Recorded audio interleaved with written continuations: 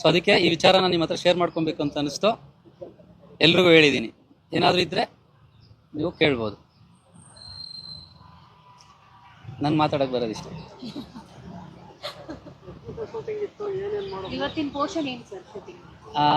ಬೇರೆ ಬೇರೆ ಮಾಡ್ಕೊಂಡು ಬಂದಿದ್ದೀವಿ. ಇಲ್ಲೇನಿತ್ತು ಅಂದರೆ ಇವರು ಫಾರಿನ್ಗೆ ಹೋಗ್ತಿರ್ತಾರೆ. ಸೊ ಮೇಡಮ್ಗೆ ಒಂದು ಸೆಂಡ್ ಆಫ್ ಮಾಡಿಬಿಟ್ಟು ಬಾಯ್ ಹೇಳ್ಬಿಟ್ಟು ಹೋಗಿ ಬಂದಿರ್ತಾರೆ.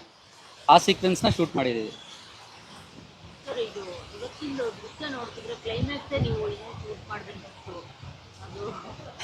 ಅದಕ್ಕೆ ಸಿನಿಮಾ ನೋಡ್ಬೇಕು ಮೇಡಮ್. ಹಾಂ,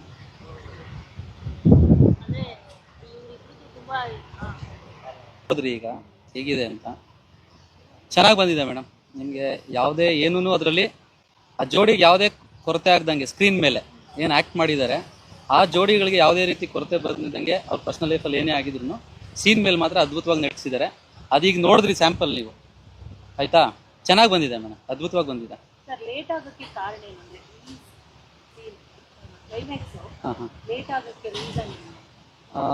ಲೇಟ್ ಅನ್ನೋದಕ್ಕೆ ಏನು ಹೇಳಲಿ ಅಂದರೆ, ಇವತ್ತು ನಿಮ್ಗೊಂದು ಸಣ್ಣ ಎಕ್ಸಾಂಪಲ್ಲು. ಲಾಸ್ಟು ನಾವು ಮುಗಿಸ್ಬಿಡ್ಬೇಕಾಯ್ತು, 6 months ಬ್ಯಾಕೇ ಆಗ್ತಿತ್ತು. ಇವ್ರ ಕಾಂಬಿನೇಷನ್ ಯಾವಾಗ ಹಾಕ್ಕೊಂಡ್ರು ಮಳೆ ಬರುತ್ತೆ. ಸುಮಾರು 2 ತಿಂಗಳು ನಾವು ಯಾವ ಡೇಟ್ಗೆ ಸ್ಕೆಡ್ಯೂಲ್ ಆಗ್ತೀವಿ ಆ ಡೇಟ್ಗೆ ಮಳೆ ಬರ್ತಿದೆ. ಸಮ್ಮರ್ ಇವಾಗ ನೋಡಿ 4 ಹನಿ ಬಿತ್ತು, ನೀವೆಲ್ಲ ನೋಡಿದ್ದೀರಾ. ನಾವೇನು ಹೇಳೋಣ ಇದೆ ಕೇಳಿ? ಹೌದು, ಆದರೆ ಒಳ್ಳೇದು, ಶುಭವಾದರೆ ಎಲ್ರಿಗೂ ಶುಭ ಆಗುತ್ತೆ ಅಷ್ಟೇ. ಹೌದು ಹೌದು, ಗೆಟಪ್ ಎಲ್ಲ ಚೇಂಜ್ ಮಾಡಿ ಫಾರಿನ್ ಕಳಿಸ್ತೀವಿ.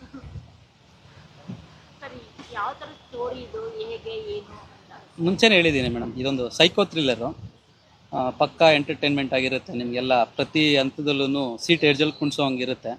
ಮೇಡಮ್ ಅವರು ಸಿಕ್ಕಾಪಟ್ಟೆ ಪರ್ಫಾರ್ಮೆನ್ಸ್ ಮಾಡಿದ್ದಾರೆ, ನೀವೆಲ್ಲ ನೋಡ್ಬೋದು, ಅದನ್ನು ಎಕ್ಸ್ಪೀರಿಯೆನ್ಸ್ ಮಾಡ್ತೀರಾ. ಹೇಳಿದ್ದೀನಿ ಮೇಡಮ್. ಅದೇ ಟ್ವಿಸ್ಟ್ ಮೇಡಮ್, ಅದೇ ಟ್ವಿಸ್ಟ್. ಅದು ಸಿಗುತ್ತೆ ನಿಮಗೆ, ಅದು ಸಿಗುತ್ತೆ. ಹಾಂ, ಇವತ್ತು ಆ್ಯಕ್ಚುಲಿ ಬೇರೆ ಮಾಂಟೇಜ್ ಸಾಂಗ್ ಸೀಕ್ವೆನ್ಸ್ಗಳೆಲ್ಲ ಇತ್ತು. ಇವರಿಬ್ಬರದ್ದು ಕಾಂಬಿನೇಷನ್ ಏನಿತ್ತು ಇವತ್ತು ಕಂಪ್ಲೀಟಾಗಿ ಎಲ್ಲ ಮುಗಿಸಿದ್ದೀವಿ. ಇವತ್ತು ಇವರಿಬ್ಬರು ಕಾಂಬಿನೇಷನ್ ನಮ್ಮ ಸಿನಿಮಾದು ಮುಗೀತು, ಕಂಪ್ಲೀಟ್ ಆಗಿದೆ. ಸಾಂಗು ಕಂಪ್ಲೀಟ್ ಆಗಿದೆ. ಒಟ್ಟು 3 ಸಾಂಗ್ ಇದೆ ಮೇಡಮ್, 3 ಮುಗಿದಿದೆ. ಒಂದು ಡುಯೆಟ್ ಸಾಂಗ್ ಇದೆ, ಒಂದು ಮಾಂಟೇಜ್ ಸಾಂಗ್ ಇದೆ, ಇನ್ನೊಂದು ಪ್ರಮೋಷನಲ್ ಸಾಂಗ್. ಬಾಲರಾಜ್ ವಾಡಿ ಅವರು ಇದ್ದಾರೆ, ರವಿ ಭಟ್ ಅವರು ಇದ್ದಾರೆ, ಸಂಗೀತಾ ಮೇಡಮ್ ಅವರು ಇದ್ದಾರೆ, ಇನ್ನೊಂದಷ್ಟಿದೆ ಲಿಸ್ಟ್. ಡಬ್ಬಿಂಗು ನೆಕ್ಸ್ಟ್ ವೀಕಲ್ಲಿ ಸ್ಟಾರ್ಟ್ ಮಾಡ್ತಾ ಇದ್ದೀವಿ. ಸರಿ, ನಾವು ಅದೇ ಇವಾಗ ಅನ್ಕೊಳ್ಳೋ ಸ್ಪೀಡಲ್ಲಿ ಅವರೇ ಜೂನಲ್ಲಂತೂ ರಿಲೀಸ್ ಮಾಡಿ, ಜೂನ್ ಅಂತ ಯಾವುದೇ ರೀತಿ ಇಲ್ಲ ಮೇಡಮ್. ನಾನು ಅವ್ರಿಗೊಂದು ಫೋನ್ ಮಾಡಿ ಮೇಡಮ್ ಹಿಂಗಿದೆ ಅಂದರೆ ಸರಿ ಡನ್ ರೆಡಿ ಬರ್ತೀನಿ ಅನ್ನೋರು. ಸರ್ರು ಅಷ್ಟೇ, ಅವ್ರು ನನಗೆ ಬಿಗಿನಿಂಗಲ್ಲಿ ನಾನು ಹೋಗಿ ಇಬ್ಬರು ಕತೆ ಹೇಳಿದಾಗ ಇಬ್ಬರು ಒಟ್ಟಿಗೆ ಕೂತ್ಕೊಂಡು ಹಿಂಗೆ ಮಾಡೋಣ ಅಂತ ಇವರಿಬ್ರು ಡಿಸ್ಕಸ್ ಮಾಡಿ ಯಾವ ರೀತಿ ನನಗೆ ಪ್ರಾಮಿಸ್ ಮಾಡಿದ್ರೋ ಅದೇ ರೀತಿ ಇವತ್ತು ಬಂದು ಮುಗಿಸ್ಕೊಟ್ಟು ಇಲ್ಲಿ ನನ್ನ ಪಕ್ಕದಲ್ಲಿ ಇನ್ನೂ ಕೂತಿದ್ದಾರೆ. ಕತೆ ಹೇಳುವಾಗ ಸಿಚುವೇಶನ್ ಬೇರೆ ಇತ್ತು ಸರ್, ಕತೆ ಮುಗಿಯೋ ಹಂತಕ್ಕೆ ಬೇರೆ ಬಂದಿದೆ. ಆದರೂ ಇವತ್ತು ನೋಡಿ, ಅವತ್ತು ಹೆಂಗೆ ಕೂತಿದ್ರು ಇವತ್ತು ನನ್ನ ಪಕ್ಕದಲ್ಲಿ ಹಂಗೆ ಕೂತಿದ್ದಾರೆ. ನನಗೆ ಯಾವುದೇ ರೀತಿ ತೊಂದರೆ ಮಾಡಿಲ್ಲ. ಏನು ಇವಾಗ ನೋಡಿ, ಇವಾಗ ಅಗ್ಗಿಂಗ್ ಸೀಕ್ವೆನ್ಸ್ ಇದ್ರೂ ಬಂದು ಇಬ್ರಿಗೂ ಹೇಳಿದೆ, ಯಾವುದೇ ರೀತಿ ಇಲ್ಲ, ಪ್ರೊಫೆಷ್ನಲ್ ಆಗಿದ್ದಾರೆ ಇಬ್ರು, ಬಂದರು ಮಾಡಿದ್ರು.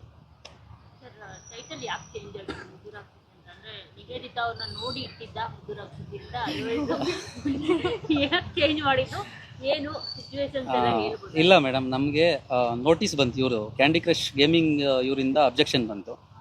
ಸೊ ಅದಕ್ಕೆ ನಾವು ಲೀಗಲ್ಸ್ ಎಲ್ಲ ನೋಡಿಕೊಂಡು ಚೇಂಜ್ ಮಾಡ್ಕೊಂಡು.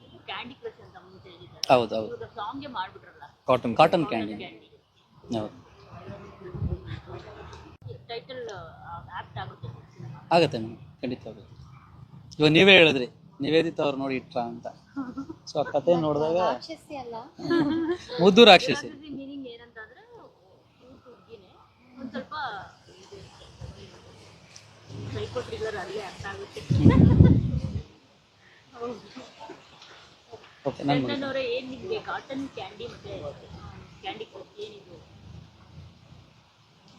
ಇಲ್ಲ, ಕಾಟನ್ ಕ್ಯಾಂಡಿ ನಾನು ಮುಂಚೆನೆ ಟೈಟಲ್ ಇಟ್ಟಿದ್ದೆ. ಈಗ ನಾನು ಕಾಟನ್ ಕ್ಯಾಂಡಿ ಸಾಂಗ್ ಮಾಡಿದ್ದು 2024 ಮೇಯಲ್ಲಿ.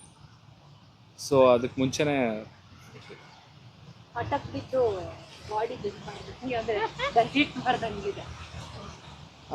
ಅಂದರೆ ಲೈಫ್ ರೀಸ್ಟಾರ್ಟ್ ಮಾಡಬೇಕು ಅನಿಸ್ತು. ಸೊ ಹಾಗಾಗಿ ಒಂದು ಗೋಲ್ ಸೆಟ್ ಮಾಡ್ಕೊಂಡಿದ್ದೀನಿ ನೆಕ್ಸ್ಟ್ ಫ್ಯೂಚರಲ್ಲಿ ಇನ್ನೂ ಏನೇನೋ ಮಾಡಬೇಕು ಅಂತ. ಸೊ ಅದಕ್ಕೆ ಹಾರ್ಡ್ ವರ್ಕ್ ಈಗಿಂದ ಸ್ಟಾರ್ಟ್ ಆಗಿದೆ. ಲುಕಿಂಗ್ ಅಂತ ಹಾಕಿದ್ದೀರಾ, ಏನ್ ಲುಕಿಂಗ್ ಅಂತಲೇ? Looking forward. ಬನ್ನಿ. ಶೂಟಿಂಗ್ ಬಗ್ಗೆ ಚಂದನ್ ಹೇಳಿ, ಕ್ಲೈಮ್ಯಾಕ್ಸ್ ಬಗ್ಗೆ ನಿಮ್ಮ ಎಕ್ಸ್ಪೀರಿಯನ್ಸ್. ಈ ಸೀಕ್ವೆನ್ಸ್ ತುಂಬ ತಿಂಗಳುಗಳಿಂದನೇ ಮುಗಿಬೇಕಿತ್ತು. ಆಲ್ಮೋಸ್ಟ್ ಒಂದು 6 months ಹಿಂದೆನೇ ಇದಾಗಬೇಕಿತ್ತು. ಅಂದರೆ ನಾವು ಫಸ್ಟ್ ಶೆಡ್ಯೂಲ್ ಯಾವಾಗ ಸ್ಟಾರ್ಟ್ ಮಾಡಿದ್ವಿ ಆವಾಗಲೇ ಮುಗಿಬೇಕಿತ್ತು. ಕಾರಣಾಂತರಗಳಿಂದ ತುಂಬ ಸಿಚುಯೇಷನ್ಸ್ಗಳು, ಅಂದರೆ ಕೆಲವೊಂದು ಸಲ ನಿವೇದಿತ ಅವರು ಬ್ಯುಸಿ ಇದ್ದರು, ಕೆಲವೊಂದು ಸಲ ನಾನು ಬ್ಯುಸಿ ಇದ್ದೆ. ಆಮೇಲೆ ಮಳೆ ಇತ್ತು ತುಂಬ. ಲಾಸ್ಟ್ ಒಂದು 3-4 months ತುಂಬ ಮಳೆ ಇತ್ತು. ಹಾಗಾಗಿ ಎಲ್ಲ ಮುಂದಕ್ಕೆ ಬಂದಿತ್ತು. ಸೊ ಇವತ್ತು ಶೂಟಿಂಗ್ ಇದೆ ಅಂತ 2 days ಬ್ಯಾಕ್ ಡೈರೆಕ್ಟ್ರು ಕಾಲ್ ಮಾಡ್ಬಿಟ್ಟು ಹೇಳಿದ್ರು. ಅಫ್ಕೋರ್ಸ್ ಮೂವಿ ಒಂದು ಕಮಿಟ್ಮೆಂಟು. ಪ್ರೊಡ್ಯೂಸರ್ ನಂಬಿ ನಮಗೊಂದು ಕೆಲಸ ಕೊಟ್ಟಿರ್ತಾರೆ. ಸೊ ನಾವು ಪ್ರೊಡ್ಯೂಸರ್ಗೋಸ್ಕರ ನಾವು ದುಡಿಬೇಕು, ಯಾಕಂದರೆ ಅವ್ರಿಗೆ ಲಾಸ್ ಆಗಬಾರ್ದು. ಸೊ ನಮ್ಮ ಪರ್ಸ್ನಲ್ ವಿಷಯ ಏನೇ ಇರ್ಬೋದು, ಸೊ ಅದು ನಮ್ಮ ಈ ಸಿನಿಮಾ ಟೀಮ್ ಮೇಲೆ ಪರಿಣಾಮ ಬೀರಬಾರ್ದು ಅಂತ ಒಂದೇ ಒಂದು ಕಾರಣ. ಸೊ ತುಂಬ ಪ್ರೊಫೆಷನಲ್ ಆಗಿ we have done this shoot. ನೀವು ಲಾಸ್ಟ್ ಟೈಮ್ ಒಂದು ಪ್ರೆಸ್ ಮೀಟಲ್ಲಿ ಇಬ್ರು ಕೂತಾಗಿದ್ರಿ, ಅವರ ಏನೇ ಪ್ರಾಜೆಕ್ಟಿಗೆ ಬಂದು ನಾನು ಸಪೋರ್ಟ್ ಮಾಡ್ತೀನಿ, ಅವರ ಪ್ರಾಜೆಕ್ಟಿಗೆ ನೀವು ಸಪೋರ್ಟ್ ಮಾಡ್ತೀರಾ ಅಂತ. ಸೊ ಇದು ಸಿನಿಮಾ ನಂತರನೂ ಒಬ್ರಿಗೊಬ್ರು ಸಪೋರ್ಟ್ ಆಗಿ ಇರ್ತೀರಾ ಹೇಗೆ ಅಂತ?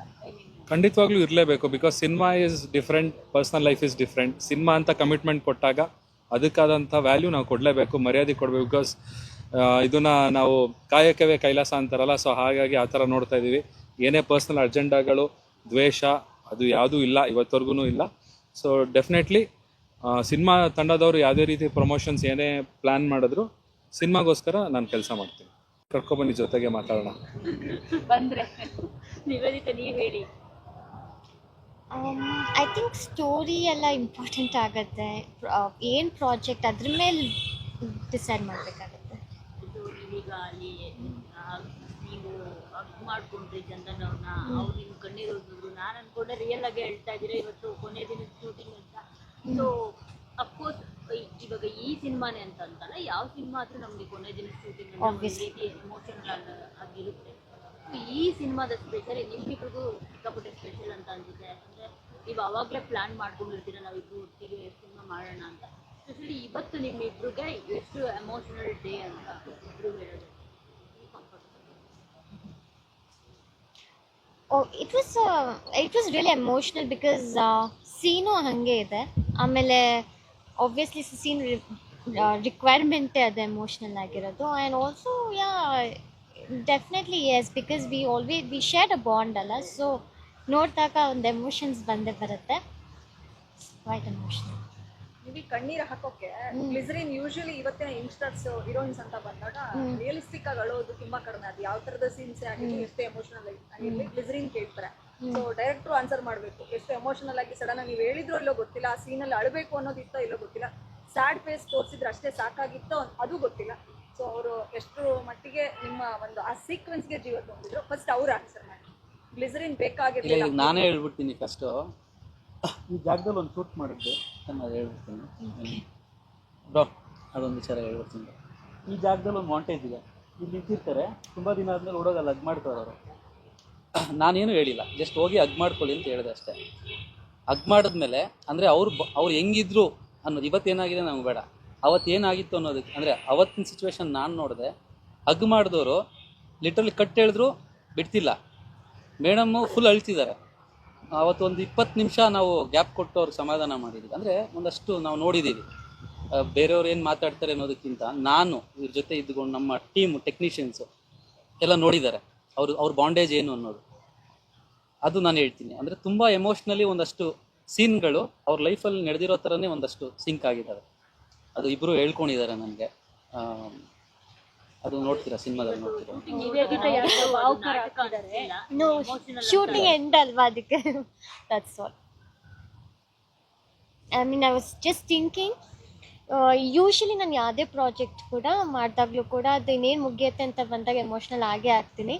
ಆ್ಯಂಡ್ ಇವಾಗ ಎಲ್ಲ ಸೀನ್ಸ್ ಎಲ್ಲ ನೆನೆಸ್ಕೊಳ್ತಾ ಇದೆ, ಅದಕ್ಕೆ ಸ್ವಲ್ಪ ಎಮೋಷ್ನಲ್ ಆದೆ ಅಷ್ಟೆ.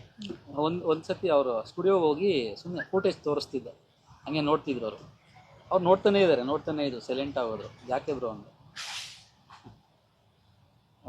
ಅದೇ ನನ್ನ ಮನೆಯದೆಲ್ಲ ನೆನಪಾಗ್ತಿದೆ ಬ್ರೋ, ಇದೆಲ್ಲ ಕನೆಕ್ಟ್ ಆಗ್ತಿದೆ ಅಂತ.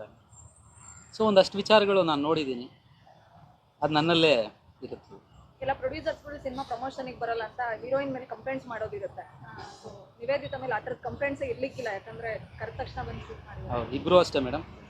ಏನು ಟೈಮ್ ಹೇಳಿರ್ತಾರೆ ಆ ಟೈಮ್ಗೆ ಇತ್ತು ರೆಡಿ. ಅದು ಮೇಡಮ್ ಫೈಟ್ನಾಗ ನನಗೆ ಇನ್ನೊಂದು ದಿನ ಕೊಡಿ ಅಂತ ಕೇಳ್ತಿದ್ರು ಪ್ರೊಡ್ಯೂಸರ್ಗೆ.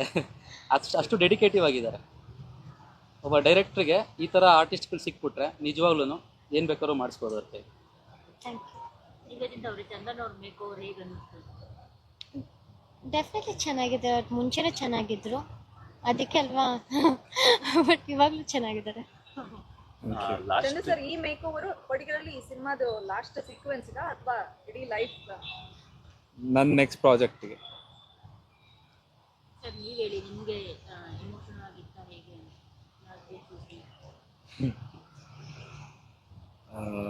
ಖಂಡಿತವಾಗ್ಲೂ ಅಫ್ಕೋರ್ಸ್ ಆಗುತ್ತೆ ಎಮೋಷನ್. ಒಂದು ಮನುಷ್ಯ ಅಂದಮೇಲೆ ಅವನಿಗೆ ಎಲ್ಲ ಥರ ಎಮೋಷನ್ ಇರೋದು ಸಹಜ. ಸೊ ಹಾಗೆ ನಾವು ಕೂಡ ಅದೇ ಒಂದು ಫೇಸಲ್ಲಿ ಇದ್ವಿ. ನೆನ್ನೆಯಿಂದನೇ ಮೆಂಟಲಿ ಪ್ರಿಪೇರ್ ಆಗ್ತಿದೆ ಹೇಗಿರುತ್ತೆ ಇವತ್ತಿನ ದಿನ ಅಂತ. ಫೈನಲಿ ಶೂಟ್ ಎಲ್ಲ ಮುಗ್ದಿದೆ. ಮನಸ್ಸಿಗೆ ಅನ್ಸುತ್ತಲ್ವಾ, ಡೆಫಿನೆಟ್ಲಿ 4 ವರ್ಷ ಜೊತೆಗಿದ್ದಿದ್ದು ಒಂದು ಮೂಮೆಂಟಲ್ಲಿ ಅನಿಸುತ್ತೆ. ಸೊ ಏನು ಮಾಡೋಕ್ಕಾಗಲ್ಲ. So it's life and profession and personal ಎರಡನ್ನೂ ಒಟ್ಟಿಗೆ ತರೋದು ಸರಿಯಲ್ಲ, ಅದು ಎಲ್ಲರಿಗೂ ಗೊತ್ತಿರೋ ವಿಚಾರನೇ. ಸೊ ಪ್ರೊಫೆಷನಲ್ ಆಗಿ ಬಂದು ಇವತ್ತು ಏನು ಡೈರೆಕ್ಟರ್ ಹೇಳಿದ್ರು ಆ ಸೀನ್ನ ನಾನು ಮಾಡಿ ಮುಗಿಸಿದ್ದೀನಿ.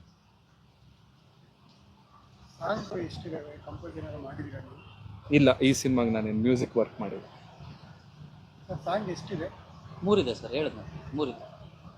ಶೂಟಿಂಗ್ ಬೇರೆ ಕಡೆ ಹೋಗಿದ್ರಾ ಸಾಂಗಿಗೆ? ಇಲ್ಲ ಸರ್, ಎಲ್ಲ ಬೆಂಗಳೂರೇ. ಇನ್ನೇನೋ ಕ್ವಶನ್ಸ್ ಇದೆಯಾ?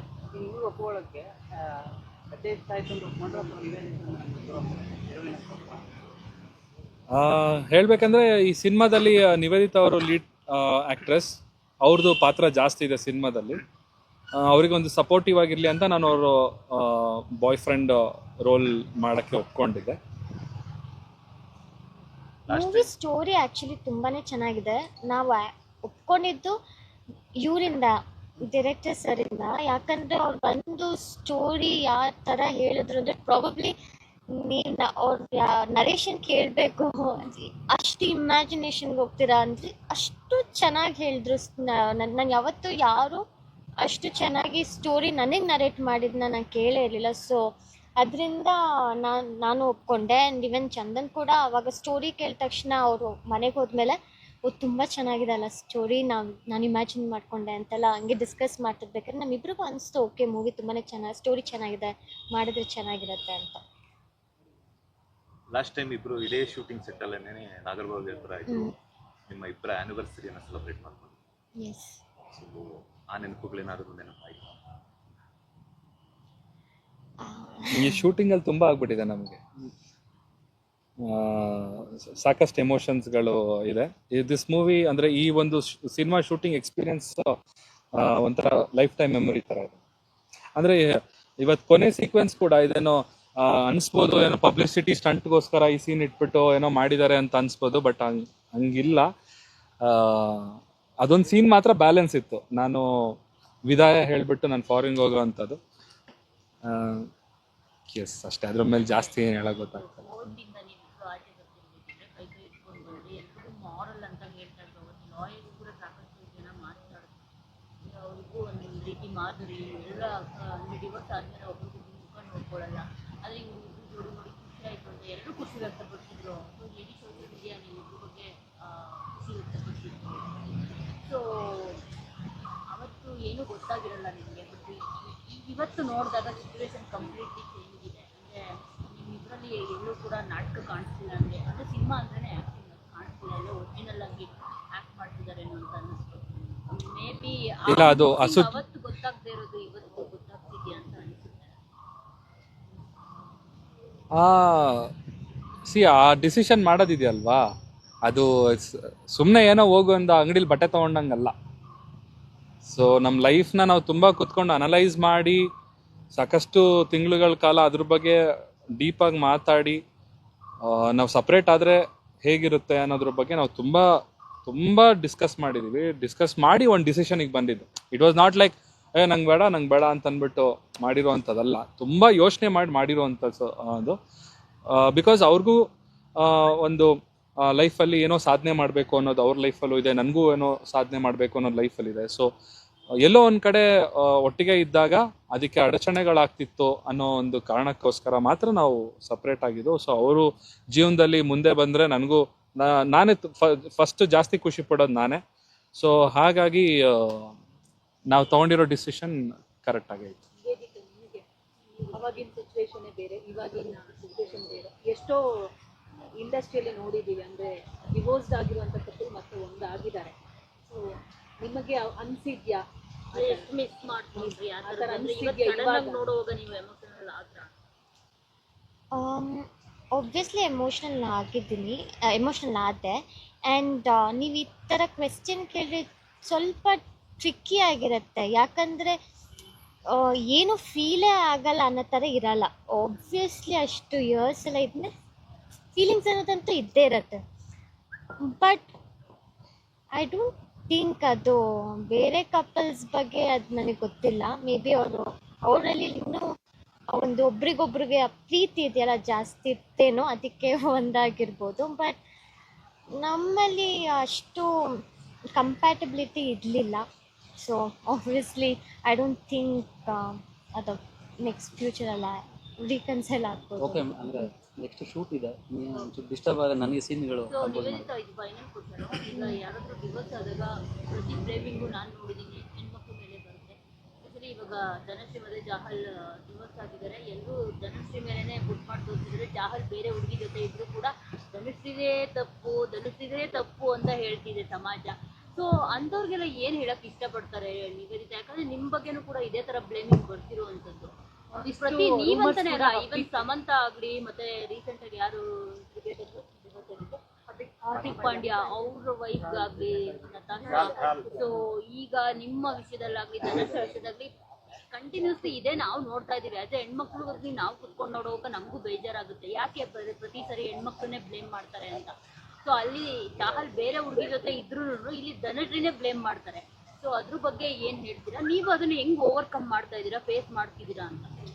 ನನಗೆ ಅನ್ಸುತ್ತೆ ನಮ್ಮ ಸೊಸೈಟಿನೇ ಆಗಿದೆ. ಅಂದರೆ ಏನೇ ಆದರೂ ಕೂಡ ಹುಡುಗಿರ್ತೆ ತಪ್ಪು ಅಂತ ಬ್ಲೇಮ್ ಮಾಡಿಬಿಡ್ತಾರೆ. ಫಸ್ಟು ಇವರೇ ಸರಿ ಇಲ್ಲ, ಇವ್ರಿಗೇನೋ ಇತ್ತು, ಇವ್ರು ಹಾಗೆ ಇವ್ರು ಸರಿ ಇಲ್ಲ ಅಂತ.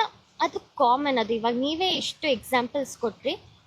ಅವ್ರ ಲೈಫಲ್ಲಿ ಏನಾಗಿದೆ ಅಂತ ಯಾರಿಗೂ ಗೊತ್ತಿರಲ್ಲ. ಇನ್ಫ್ಯಾಕ್ಟ್ ನಮ್ಮ ಲೈಫಲ್ಲಿ ಏನೇನು ಪ್ರಾಬ್ಲಮ್ಸ್ ಇತ್ತು ಅಂತ ಯಾರಿಗೂ ಗೊತ್ತಿಲ್ಲ. ಆ್ಯಂಡ್ ನಾವು ಅದನ್ನು ಹೇಳ್ಕೊಳ್ಳೋ ನೆಸೆಸಿಟಿನೂ ಇಲ್ಲ. ಅಸಂಪ್ಷನ್ಸ್ ಅಂತ ಮಾಡ್ತೀವಿ ಯೂಶಲಿ. ಇವ್ರದ್ದೇ ತಪ್ಪಿರುತ್ತೆ ಅಂತ. ಅದು ಬ್ಲೇಮ್ ಗೇಮ್ ನಡೀತಾನೆ ಇರುತ್ತೆ. ಆ್ಯಂಡ್ ನಾವು ಅದನ್ನು ಚೇಂಜ್ ಮಾಡೋದಕ್ಕೂ ಆಗಲ್ಲ. ಅದು ಹೇಗೆ ಅವ್ರಿಗೆ ಬರಬೇಕು, ಈ ಥರ ನಾವು ಮಾಡಬಾರ್ದು, ಒಬ್ರ ಬಗ್ಗೆ ಈ ಥರ ಕೆಟ್ಟದಾಗಿ ಮಾತಾಡಬಾರ್ದು. ಅದು ಹ್ಯುಮ್ಯಾನಿಟಿ ಅನ್ನೋದು ಎಲ್ರಿಗೂ ಇರಲ್ಲ ಅಂತ ನನಗನ್ಸುತ್ತೆ. ಆ್ಯಂಡ್ ಇದನ್ನು ಓವರ್ಕಮ್ ಏನು ಮಾಡಬೇಕು, ನಾನು ಮಾಡ್ತೀನಿ ಅಂದರೆ ನನ್ನ ವರ್ಕ್ ಮೇಲೆ ಕಾನ್ಸಂಟ್ರೇಟ್ ಮಾಡ್ತೀನಿ. ಇವಾಗ ಬೇರೆಯವ್ರು ನನ್ನ ಬಗ್ಗೆ ಏನು ಅಂದ್ಕೊಳ್ತಾರೆ, ಅದು ನನಗೆ ಸಂಬಂಧನೇ. ಅದು ನನ್ನ ಪ್ರಾಬ್ಲಮ್ ಅಲ್ಲ, ಅದು ಅವ್ರ ಪ್ರಾಬ್ಲಮ್ಮು. ಅವ್ರು ನನ್ನ ಬಗ್ಗೆ ಆ ಥರ ಯೋಚನೆ ಮಾಡ್ತಿದ್ರೆ ಅದು ಅವ್ರ ಪ್ರಾಬ್ಲಮ್. ನನ್ನ ಪ್ರಾಬ್ಲಮ್ ಹೇಗಾಗುತ್ತೆ? ಸೊ ಬೇರೆಯವ್ರು ನನ್ನ ಬಗ್ಗೆ ಹೇಗೆ ತಿಳ್ಕೊಳ್ತಾರೆ ಅಂತ ಅದ್ರ ಬಗ್ಗೆ ಕುಗ್ಗೋದಾದರೆ ನನ್ನ ಮೈಂಡ್ ಅಷ್ಟು ವೀಕ್ ಇಲ್ಲ. ನಾನು ನನ್ನ ವರ್ಕ್ನ ನಾನು ತುಂಬ ಸೀರಿಯಸ್ ಆಗಿ ತೊಗೊಂಡು ಪ್ಯಾಷನೇಟಾಗಿ ಕೆಲಸ ಮಾಡ್ತೀನಿ. ಆ್ಯಂಡ್ ಅದ್ರ ಬಗ್ಗೆ ಕಾನ್ಸಂಟ್ರೇಟ್ ಮಾಡ್ತೀನಿ. ಒಂದಷ್ಟು ಕಮೆಂಟ್ಸ್ ಏನೇ ಬಂದರೂ ನಾನು ಓಪನ್ ಮಾಡಿ ನೋಡೋದೂ ಇಲ್ಲ. ನಂಗೆ ಗೊತ್ತೂ ಇಲ್ಲ ಆ್ಯಕ್ಚುಲಿ ಏನೇನು ಬರುತ್ತೆ ಅಂತ.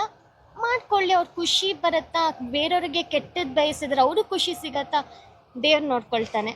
ನನ್ನ ಪಾಡಿಗೆ ನಾನು ನನ್ನ ಕೆಲಸ ಏನಿದೆ ಅದನ್ನು ಮಾಡಿಕೊಂಡು ಖುಷಿಯಾಗಿ ಇರ್ತೀನಿ. ಆ್ಯಂಡ್ ಹೋಪ್ಫುಲಿ ಒಂದಷ್ಟು ಜನ ನೆಗೆಟಿವ್ ಸೈಡ್ ಇದ್ದರೂ ಕೂಡ ತುಂಬಾ ಇಷ್ಟಪಡೋರು ತುಂಬ ಜನ ಇರ್ತಾರೆ. ಬಟ್ ಇಷ್ಟಪಡೋರು ಎಲ್ಲರೂ ಅದನ್ನು ಟೈಪ್ ಮಾಡಿ ನಮಗೆ ನೀವು ಇಷ್ಟ ಅಂತ ಸೋಷಿಯಲ್ ಮೀಡಿಯಾದಲ್ಲಿ ಕಮೆಂಟ್ ಮಾಡೋರಿರಲ್ಲ.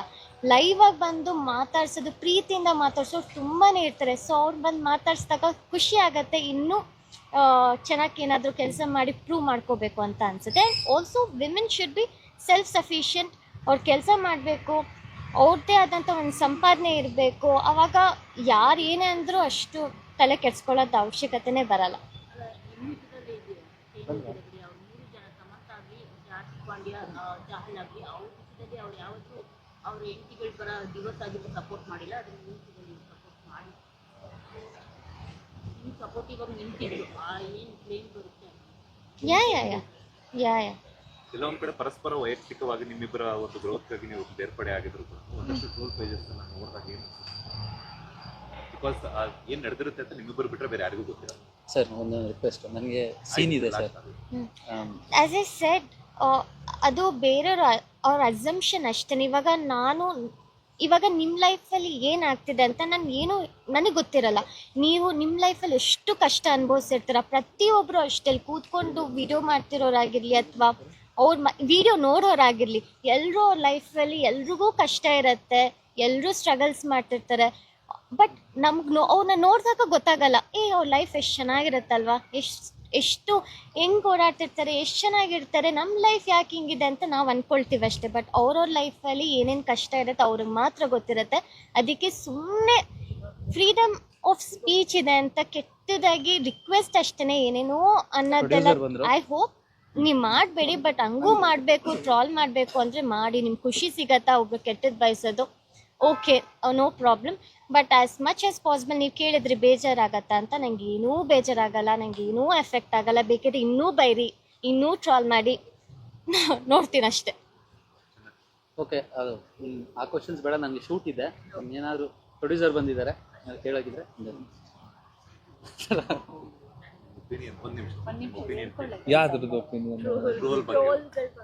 ಬಿಕಾಸ್ ಯಾಕಂದ್ರೆ ಒಂದಾಗಿದ್ದಾಗ ಒಂಥರ ಮಾಡ್ತಾರೆ, ಬೇರ್ಪಡೆ ಆದಾಗ ಒಂಥರ ಮಾಡ್ತಾರೆ. ಅವ್ರ ಅಸಂಪ್ಷನ್ ಬೇರೆ ಬೇರೆ, ಒಬ್ಬೊಬ್ರು ನೋಡುವಂತ ದೃಷ್ಟಿಕೋನ ಚೇಂಜಸ್ ಆಗಿರುತ್ತೆ.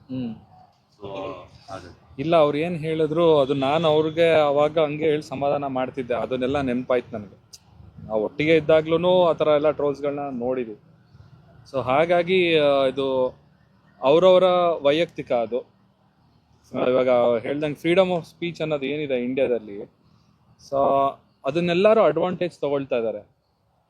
So it's okay, no problem, it's fair enough ಅನ್ಸುತ್ತೆ. ಯಾಕಂದರೆ ಅದು ಸರ್ಕಾರನೇ ಅದನ್ನು, ನಮ್ಮ ಸಂವಿಧಾನನೇ ಅದನ್ನು ಸಪೋರ್ಟ್ ಮಾಡ್ತಿರ್ಬೇಕಾದಾಗ ಅದ್ರ ಬಗ್ಗೆ ನಾವು ಕಮೆಂಟ್ ಮಾಡೋಕ್ಕೆ ತುಂಬ ಚಿಕ್ಕವನು ಅಂತ ಅನಿಸ್ತಾ ಇದೆ.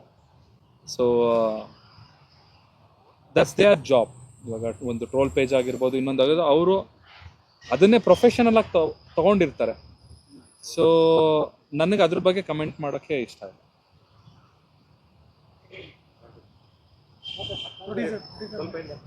ಪ್ರೊಡ್ಯೂಸರ್ ಇದ್ದಾರೆ. ಸರ್ ಹೇಳಿ ಸರ್, ಸಿನಿಮಾ ಬಗ್ಗೆ ಮತ್ತೆ ಈ ಜೋಡಿನ ಒಟ್ಟಿಗೆ. ಸಿನಿಮಾ ಚೆನ್ನಾಗಿ ಬರ್ತಾ ಇದೆ. ಸ್ಟ್ರೈಟ್ ನೋಡ್ಕೊಂಡ ಅಲ್ಲೇ ಸ್ವಲ್ಪ ಜೋರ ಮಾತಾಡಿ. ಅವ್ರು ಮಾತಾಡಲ್ಲ, ಎರಡೇ ಮಾತಾಡ್ತಿಲ್ಲ ಅಷ್ಟೇ. ಹೇಳ್ಬಿಡ ಸರ್. ಸಿನಿಮಾ ತುಂಬ ಚೆನ್ನಾಗಿ ಬರ್ತಾ ಇದೆ. ಇನ್ನೊಂದು ಲಾಸ್ಟ್ 2 days ಶೂಟ್ ಇದೆ. ಪ್ರೊಡ್ಯೂಸರಿಗೆ ಇಬ್ಬರು ಎಷ್ಟು ಸಪೋರ್ಟಿವ್ ಆಗಿ ಅವ್ರು ತುಂಬ ಸಪೋರ್ಟ್ ಮಾಡಿದ್ದಾರೆ. ಡೇಟ್ ಕೇಳಿದಾಗೆಲ್ಲ ಕೊಟ್ಟಿದ್ದಾರೆ. ಡಿಲೇ ಆಗಿದ್ದಕ್ಕೂ ಏನೂ ಬೇಜಾರು ಮಾಡ್ಕೊಂಡಿಲ್ಲ. ಅವರು ತುಂಬ ಸಪೋರ್ಟಿವ್ ಆಗಿದ್ದಾರೆ. ಲಾಸ್ಟ್ 2 days ಇಲ್ಲೇ ಇದೆಯಾ ಅಥವಾ ಬೇರೆ ಬೇರೆ ಕಡೆ? ಇವರಿಬ್ಬರು ಕಾಂಬಿನೇಷನ್ ಇಲ್ಲ, ಬೇರೆ ಸೀಕ್ವೆನ್ಸ್ ಇದೆ ನಮಗೆ. ಬೇರೆ ಜೋಡಿಗಳಾದ್ರೆ ಮತ್ತೆ ಬಂದು ಶೂಟ್ ಮಾಡ್ತಿರ್ಲಿಲ್ಲ. ಬಟ್ ಇದು ಆಗಲ್ಲ, ವರ್ಕ್ ಕಮ್ಮಿ ಹೋಯ್ತು. ಕೂಡ ಇಬ್ಬರು ಒಟ್ಟಿಗೆ ಬಂದಿರುವಂಥದ್ದು. ಸೊ ಆಸ್ ಎ ಪ್ರೊಡ್ಯೂಸರ್ ಆಗಿ ನಿಮ್ಗೆ ಎಷ್ಟು ಖುಷಿ ಇದೆ ಇದ್ರ ಬಗ್ಗೆ? ಅದರಿಂದ ತುಂಬ ಖುಷಿ ಇದೆ ಮೇಡಮ್. ಅವರು ಆನ್ ಟೈಮ್ ಅವರು ಹೇಳ್ದಂಗೆ ಅವ್ರು ಕರೆಕ್ಟಾಗಿ ಬಂದಿದ್ದಾರೆ. ನಮ್ಗೆ ಯಾವಾಗೂ ಸಪೋರ್ಟಿವ್ ಆಗಿದ್ದಾರೆ. ಯಾವಾಗ ರಿಲೀಸ್ ಪ್ಲಾನ್ ಎಲ್ಲ ಹೇಗೆ ಮಾಡ್ಕೊಂಡಿದ್ದೀರಾ ಸರ್? ರಿಲೀಸ್ ಪ್ಲಾನ್ ಡೈರೆಕ್ಟ್ ಹೇಳಬೇಕು ಮೇಡಮ್. ಹೇಳಿದ್ನಲ್ಲ, June. Thank you so much.